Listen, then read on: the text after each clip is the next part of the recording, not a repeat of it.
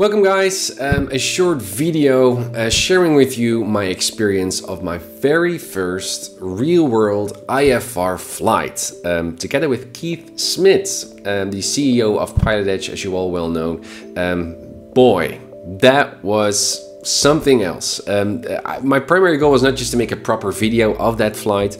I just shot a few videos and made some photographs that I just put into this video just to share with you that fun experience and educational experience as well. But also just to comment a bit on the transfer of my IFR flight training in the flight sim to actually doing so in the real world, at least in terms of instrument flying. There's still so much stuff that I still need to learn also in the flight sim. I've only been practicing a few instrument approaches so far, but I think it's interesting to also just share at least my perspective on what it is like to actually fly in a rain cloud with a small GA aircraft. So that's what this video is about. I hope you appreciate that. All right, well, my journey began at Schiphol Airport in the Netherlands, where I live, and I went to visit New York City first. I needed to attend a conference, and as part of that conference, I had some time to visit Keith, so that's what's happening. Panoramic view next to Central Park was amazing, and the weather was amazing as well. Perfect VMC weather, but I was actually hoping that on that day, that Monday that I went flying with Keith, some rain showers would come in, and so I was really hoping that the weather would actually worsen over time, and luckily it did. As Keith said on Monday when I visited him, jumped into a bus going to New Jersey to Lincoln Park Airport, the weather was depressingly good. Low IMC actually. So there I went and visited his hangar at Lincoln Park Airport, an Ontario airport as I mentioned, and hopped into his Lands Air that I've seen in so many YouTube videos, also in his video courses. That was surreal. Obviously also just to meet up with Keith and chat with him about flying and showing my appreciation for PilotEdge, as you all well know. That was really fun. And also just to have a proper glance at that cockpit of his, of that Lands Air. Man, it looks like a cockpit for astronauts. It was really cool just to sit there and obviously just to make a flight with him. So we planned our flight. I look a little bit disturbed here. That's because my iPhone wasn't working properly. We had lots of fun there, sun shining in already, the weather was improving in the hangar, and we did our flight planning together, IFR flight planning, which was wonderful. I flight 70 nautical mile flight from Lincoln Park to the right, there at the right side to the left, Charlie Airport, and moved out the Lands Air, and we went going. It was so cool. As you can see, the weather here is already looking pretty good. We were actually flying to Allentown there, that Charlie Airport, to look for some bad weather. First needed to fuel.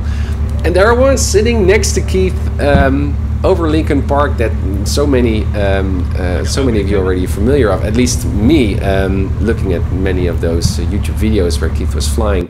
Picked up our clearance to Allentown and could ask all kinds of questions about IFR flying that I still need to nail myself in the sim. And there we were flying, and the weather was marginal at Lincoln Park. And man, that Lands Air, it flies so fast. It's incredible. Really enjoying myself here. And so there we went to Allentown looking for some clouds, and some clouds were already in our view, coming our way. Man, it was so cool, and again so surreal just to be there. Really fun. Look at that view. Yeah, so, and again, I also developed an appreciation for the Lands Air itself, a low-wing aircraft. It has the same engine as the Cessna Skyhawk, but it goes so much faster. Here we're flying in the clouds, or Keith is flying here, very much at ease, very focused, very in control. And I was also captivated by the sense that we were flying such a small aircraft in a cloud. I mean, that was really interesting to me and insightful. Here we're on the approach, on final, among jets, big airplanes, 737s, CRGs, and Keith was really on top of things. That was really interesting. And so we arrived there and filed an IFR flight plan back which was done within a minute or so, which was a bit unusual, but that was really, really fast, all through ForeFlight. And so we went back to Lincoln Park. And this time around, Keith allowed me to fly, to do the instrument flying, headings, altitudes, while he was working on ADC and navigation. And boy, that was challenging. I was flying in turbulence, with rain, in a cloud, instruments, on instruments, altitudes and headings. I did pretty well, at least according to Keith, but that was really, really something else. Also just the G-force, obviously, of just switching a frequency, for example, and reaching out with my hand, man, it's getting pulled down. Yeah, that was really, really interesting and new. And that completed my visit at Lincoln Park Airport, doing that real-world flight with Keith. And the thing really is, at least when I'm flying IFR in the sim so far, practicing instrument flying, obviously I don't see anything outside of my cockpit panel, right? Or I don't see any visuals there because I just set the visibility to be very, very low. But the actual sense of being in a cloud for real, in such a small environment, and especially when the rain is coming over the canopy, it really gives a sense of enclosure, or that was really, really fun.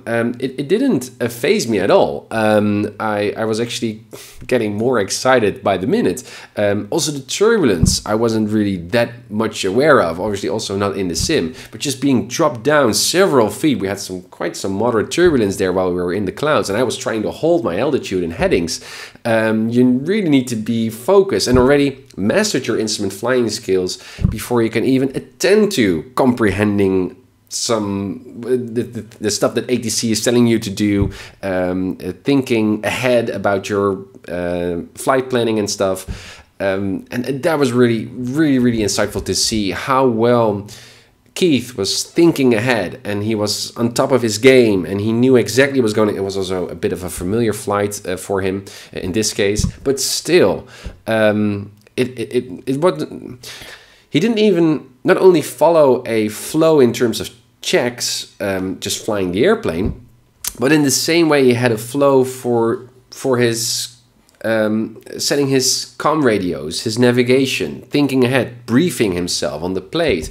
It went so fast, double checking, integrating redundancies in his, and not only relying on the GPS, but also on his just plain old radio navigation. It was just, it was so good to see, also a bit intimidating, like, my gosh, there's still so much room for me to improve on as part of my own instrument rating training here in the flight sim. So that was the spark again that I kept with me until today, just a few days after I arrived back here home from the trip from New York. Cannot wait to start flying again and train, and especially attend to that intellectual dimension of staying ahead of that IFR game, and not only flying the airplane, obviously that needs to be done first, but also to have an overview, have a sense, situational awareness, and have a flow also to how you brief yourself and how you keep your mind ahead of what's coming during your flight, because that's so important. Also being so concise on the radio, there were lots of stuff there that also getting confirmed, I guess, or stuff that I already knew, but then was emphasized also as part of the briefing and the debriefing of that flight with Keith. It was really, really wonderful. So again, Keith, if you're watching, thank you so much for that opportunity. It was really, really wonderful. Cannot wait to fly with you again in the real world or in the sim. So guys, again, a short video, hoping this was at some level valuable to you guys as well. I really had a blast of a time, and now it's time to get back to my flight sim training and to keep progressing through my IFR training to complete all of those I ratings at PilotEdge. Thanks guys, hoping to see you very, very soon.